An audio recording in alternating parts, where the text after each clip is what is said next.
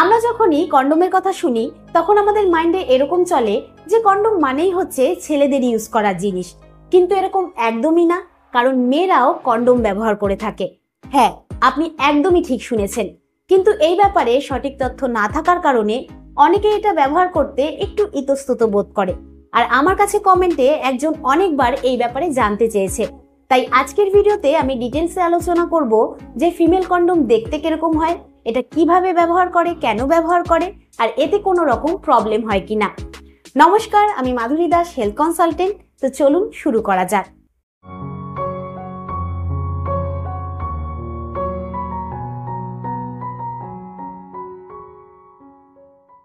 চলুন সবার প্রথমে জানা যাক যে ফিমেল কন্ডোম কি। 1980-র দশকে ডেনমার্কের চিকিৎসক ডক্টর লাসে হেসেল সর্বপ্রথম একটি ফিমেল কন্ডোম ডিজাইন করে, যেটা তৈরি হয়েছিল এক ধরনের নরম পলিথিন দিয়ে। আর এটার কিন্তু দুটো রিং থাকে, একটা বাইরের দিকে এবং একটা ভেতরের দিকে। আর এটা সর্বপ্রথম ফেমিডম নামে পরিচিত হয়। তো অনেক সময় ছেলেরা কন্ডোম ব্যবহার করে না, যার কারণে মেয়েদের নানান রকম হরমোনাল পিলস এবং ইনজেকশন ব্যবহার করতে হয়। তাই সেই ক্ষেত্রে মেয়েদের জন্য এই কন্ডোম কিন্তু খুবই কার্যকর একটি জিনিস। এবার জানা যাক যে এটা ইউজ কিসের জন্য করা হয়। দেখুন, এটা তৈরি করা হয়েছে এর জন্য যাতে মেয়েরা মিলনের দ্বারা যে রোগগুলো ছড়ায় তার থেকে বাঁচতে পারে, ইনফেকশনের থেকে বাঁচতে পারে এবং অবাঞ্ছিত প্রেগনেন্সির হাত থেকেও বাঁচতে পারে। তো যদি এবার আপনি আমাকে প্রশ্ন করেন যে ম্যাডাম এটা দেখতে কিরকম হয় এবং কিভাবে ইউজ করে, তাহলে আমি আপনাকে একটা ডেমো দেখাচ্ছি। দেখুন, এটা হচ্ছে ফিমেল কন্ডোম। তো গবেষণায় দেখা গেছে যে ছেলেদের তুলনায় মেয়েদেরটা কিন্তু 5 গুণ স্ট্রং হয়, মানে মজবুত হয়। কারণ আমি একটু আগেই বললাম যে এটা এক ধরনের নরম পলিথিনের তৈরি, যার কারণে এটা সহজে ছিঁড়ে বা ফেটে যাওয়ার ভয় কম থাকে এবং এর থেকে নানান রকম স্কিন ইনফেকশন বা অ্যালার্জি হওয়ারও ভয় কম থাকে। কিন্তু ছেলেদেরটা ল্যাটেক্স দিয়ে তৈরি হয়। ল্যাটেক্স মানে হচ্ছে প্রাকৃতিকভাবে রবার গাছের কষ থেকে তৈরি করা হয়, যার কারণে ছেলেদেরটা ছিঁড়ে বা ফেটে যাওয়ার ঝুঁকি থাকে এবং এর থেকে অনেক ছেলেদেরই প্রাইভেট পার্টসের স্কিনে অ্যালার্জি বা স্কিন ইনফেকশন হয়ে থাকে। আর আপনি দেখতেই পাচ্ছেন যে ছেলেদের তুলনায় কিন্তু মেয়েদের সাইজটা অনেকটা বড় হয়। আর নর্মালি কি হয় যে ছেলেদের দাঁড়ানোর পর তারপরে ছেলেদেরটা ব্যবহার করতে হয়, কিন্তু মেয়েদেরটা করার 5 থেকে 10 মিনিট আগেই ব্যবহার করা যায়।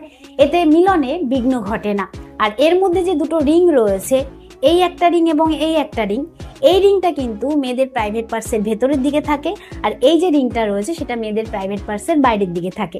এবার এটা দেখে আপনার একটু অস্বস্তি ফিল হতে পারে এবং মনে হতে পারে যে করার সময় প্রবলেম হবে এবং সেরকম কোনো প্লেজার পাওয়া যাবে না, মানে আনন্দ বা মজা পাওয়া যাবে না। তাহলে সেক্ষেত্রে বলবো প্রথমবার ব্যবহার করার সময় একটু প্রবলেম হতে পারে, কিন্তু কয়েকবার ব্যবহার করার পর আর সেরকম কোনো সমস্যা হবে না। আর যদি প্লেজারের কথা বলি, তাহলে প্লেজারেও কিন্তু এটা সেরকম কোনো সমস্যা করে না। বরঞ্চ অনেক নারী এবং পুরুষেরা এটা মনে করে যে ফিমেল কন্ডোম ব্যবহার করার ফলে কিছুটা ভিন্ন এবং আলাদা অনুভূতি পাওয়া যায়। এছাড়া এটা ব্যবহার করার জন্য আলাদা করে কোনো রকম লুব্রিকেন্ট বা তেল ইউজ করার দরকার নেই, কারণ এর মধ্যে এক ধরনের লুব্রিকেন্ট দেওয়া থাকে, যার কারণে করাটা খুব ইজি হয়ে যায়। আর ছেলেদের তুলনায় মেয়েদেরটা কিন্তু একটু দামি হয়, মানে দামটা একটু বেশি হয়। আর ছেলেদেরটা মার্কেটে নানান ধরনের পাওয়া যায়, যেরকম ডটেড, ফ্লেভার, আরো নানান রকম। বাট ফ্লেভার যে কন্ডোমটা রয়েছে সেটা কিন্তু শুধুমাত্র ওরাল সহবাসের জন্য তৈরি, মানে সেটাতে মুখ লাগালে সেরকম কোনো প্রবলেম হয় না। কিন্তু মেয়েদেরটা যে রয়েছে সেটা কিন্তু ওরালের জন্য তৈরি না। চলুন এবার জানা যাক এটা ইউজ করার পদ্ধতি। সবার প্রথমে প্যাকেটটা আপনাকে হাত দিয়ে ছিঁড়তে হবে, দাঁত দিয়ে কখনোই ছিঁড়তে যাবেন না, কারণ এর মধ্যে যে লুব্রিকেন্ট রয়েছে সেটা আপনার মুখে চলে যেতে পারে অথবা জিনিসটা ফেটে যেতে পারে। তাই প্যাকেটের ওপরে দেখবেন ছেঁড়ার একটা অপশন রয়েছে, সেখান থেকে টান দিলেই প্যাকেটটা ছিঁড়ে যাবে।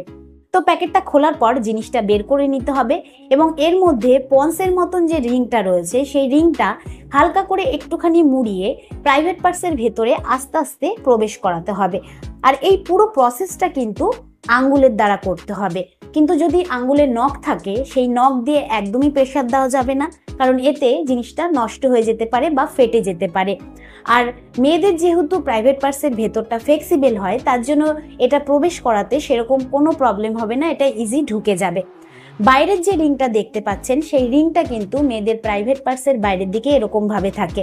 আর এই রিংটার জন্য ছেলে হোক বা মেয়ে করার সময় কিন্তু সেরকম কোনো প্রবলেম হয় না। আর করার পর ছেলেদের যে ডিসচার্জ হয় সেটা কিন্তু এটার মধ্যে কালেক্ট হয়।